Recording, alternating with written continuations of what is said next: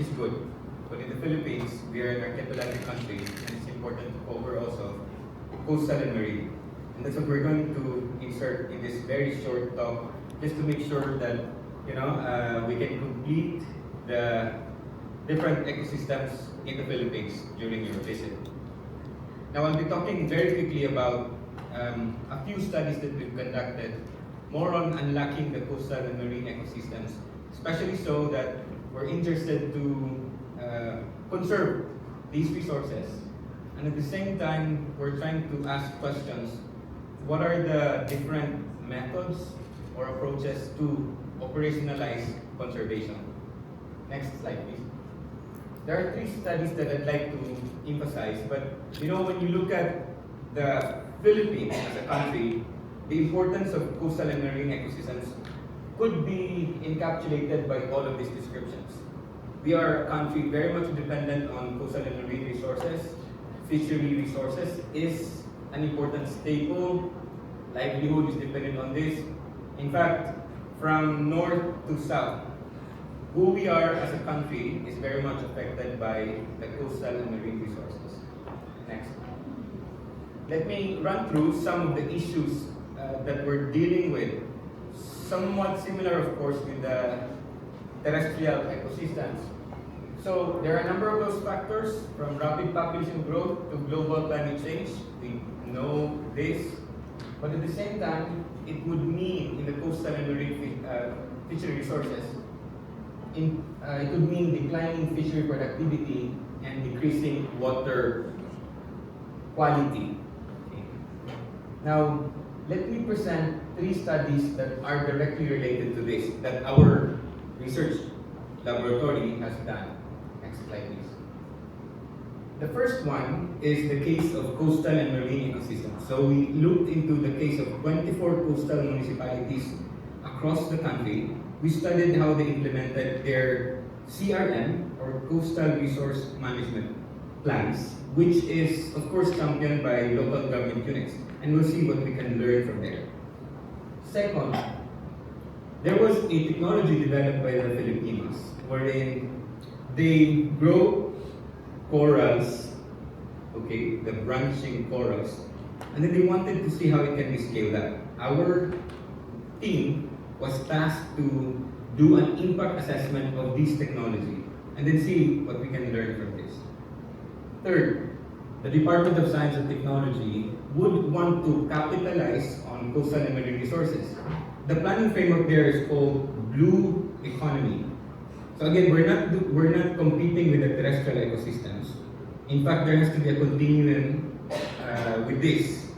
But we have to also surface what we can harness through science and technology, all those values from coastal and marine resources. And that's the third one.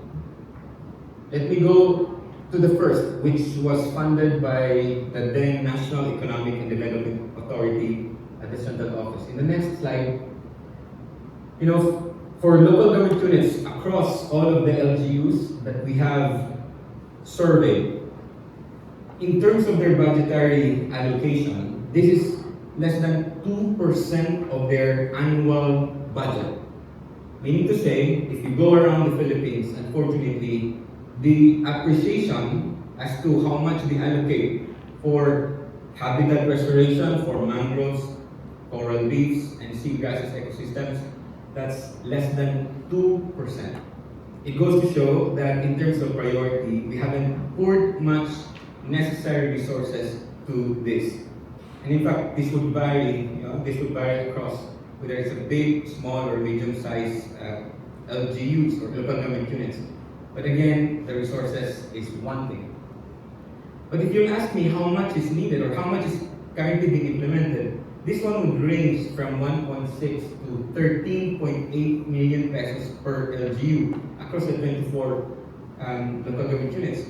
This is not something that we cannot imagine. We have resources, and this amount is something that is truly achievable. And we did some simulation comparing 2 scenarios. Under the CRM scenario, that's the preferred ideal CRM scenarios. So there was a modeling and ecology-based modeling for this purpose. Compared to the next previous slide, please, very quickly. Compared to the current, meaning the existing. And to cut the story short, in the previous slide, to cut the story short, there was really, the next, previous slide please, sorry, previous slide. If you compare the two, okay, using fish biomass as the indicator, it is found to be highest under CRM scenario as compared to the current scenario. Well, this is important because when you look at coastal and marine resources, the major expected contribution is for this ecosystem to be a source of food. There could be so many ecosystem services there, but just for fish biomass alone, there's really an evidence to show that with improved CRM scenario, its quantity and its benefit is higher as compared to current. Next. Now, again, when you do cost-benefit analysis for how much it would, how much is required to do conservation versus the benefit that we can incur in implementing conservation, again, there is positive returns of the CRM. So, if you're going to run as president of the country, or if we expect someone to run as president of the country, we would be very happy to hear someone telling us that one way of investing for the Filipino future is in fact investing on coastal resource management programs. We need this. Next. Now, second study, if you ask me what is the value of the coastal and resources improvement in a country, there could be so many ways to answer that. But if there is a tourism value of an area with improved conservation efforts, in our work, that can be captured by what we call as the travel cost method. Meaning, if a person would want to really visit an area, that value of visiting the area could be inferred by his or her willingness in terms of transportation costs, so on and so forth, to be able to go to that area. So there's a science related to it. In the next slide, let me show some of the results. Now, these are numbers, but very quickly, let me tell you a very nice story. We talked to some tourists in Mabini, Batangas, and in Boracay. It's nice. These are nice tourism areas. But if you look into the current values, here, there is what we call as the consumer surplus. This is the value that they get out of visiting an area. In that column, under current column, the consumer surplus, meaning the benefit of visiting an area, is positive. That amounts to 40,000 pesos in 2 to 3 day visit. So meaning, people go to an area because they value that area. Otherwise, they won't go there. They're not willing to spend.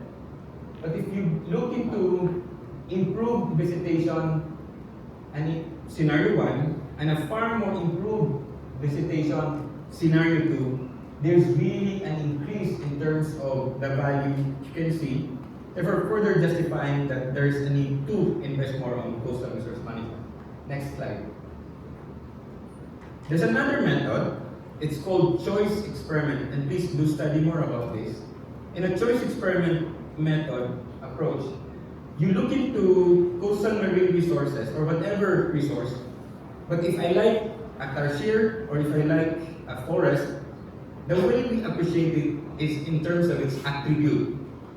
Now, the attributes of the coastal marine resources could be coral cover, fish abundance, fishing activities, and in terms of how much is the fee or the payment. So those are the attributes or the characteristics. In the next slide.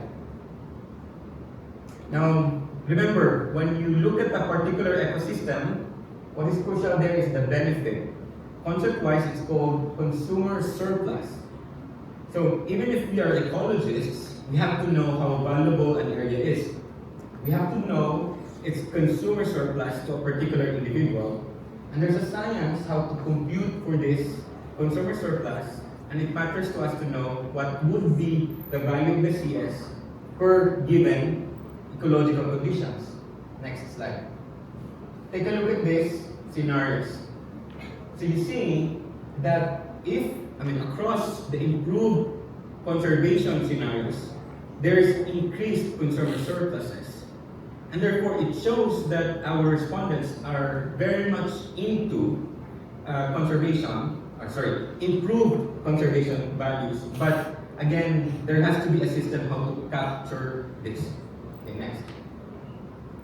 In study number 3, for Philippines, it's important to understand how the top municipal, commercial, and aquaculture fishery resources behave for the past 20 to 30 years, so that we can also forecast how it would likely behave for the coming 10 years. So we did a study using SARIMA approach. It's a modeling exercise.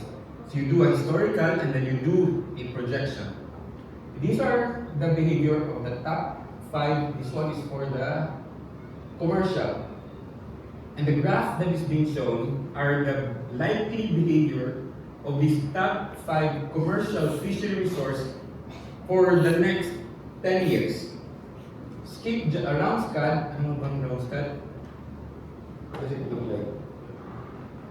Bali Sardinella, itong skipjack, Friday tuna, and yellowfin tuna. These are the top 5 commercial fish species in the Philippines. Okay? But round scad, and then round scad is projected to decrease. Galunggong is the top. I just really forgot which one is the galunggong here. Big eye scad, no? Round scad. Round scad. But you see, it is expected to decrease. Okay, so therefore, much SNT is required to be poured in for this. Bali Sardinella is good performing and is expected to be good performing in the coming years. But for the case of frigate, yellowfin, and big eye tuna, this is expected to remain to be the same. But we'll see. Now let's take a look at the case of, next slide please. This is for the aquaculture. That is actually the seaweed, and more or less good performing country on this. Milkfish is expected to continue to be good. Tilapia also, and then oyster. There's a market for tiger prawn, but if nothing much will be done on this, it is projected to be decreasing. But again, there's a high demand for tiger prawn. Next slide. So, just some quick lessons here. Next slide. I want to look into enhanced planning because as ecologists, it's important we form part of this bigger planning from the national down to the local, down to the very site that we study. We need to articulate that very well. We need to know how we contribute. But the other important aspect in the next slide is making sure that the way we do science is informed and could inform the development framework that we do. So in the coastal and marine framework, for instance, the dominant paradigm that we're trying to champion is what we call as the blue economy framework. In the blue economy framework, we cover a number of those dimensions, the 4 ones as shown in the figure, but it starts with good foundational understanding of the resource. That's why your work, your ecological studies, is very important as a starting point for all of this. We should know where we are, how much do we have, and the value of all of these. So that's your conservation and ecosystem services work, along with the other aspects of this framework. Okay, next slide. How do we fuel this? Financing is very important. So these are just some of the typologies of the sources of funds among the LGUs that we've talked to or that we've analyzed. First is in terms of budget allocation, and there might be a need to revisit budgetary reallocation. Much of us are dependent on national budget as well as on the LGU budget. These are some of the existing budget, some of the potential budget. That's the traditional way of looking at it. But there's also new financing models, and maybe some of you would be interested to couple your conservation work with all of these financing discussions, covering a number of those climate change funding mechanisms down to private capital, not just simply international grants and loans. In the next slide, these are just some of the ideas that we thought would be crucial. Next. If you look at the local government unit, next slide please. Okay, from your ecological studies, there has to be another group that you can work with to then look at or coping it with from our lens. We call this one as your economic enterprises.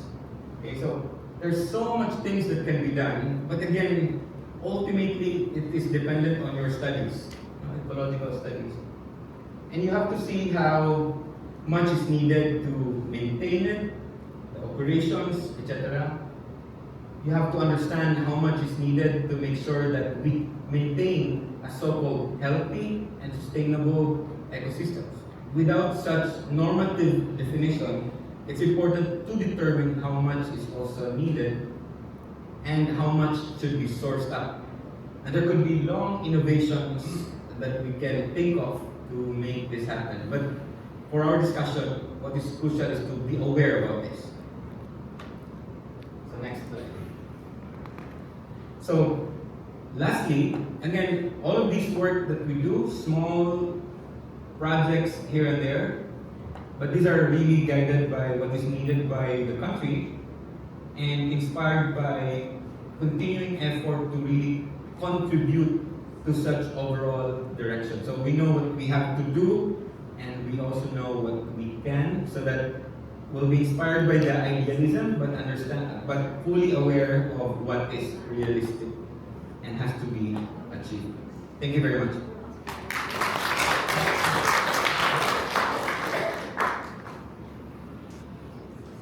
Okay, so thank you very much, Doc.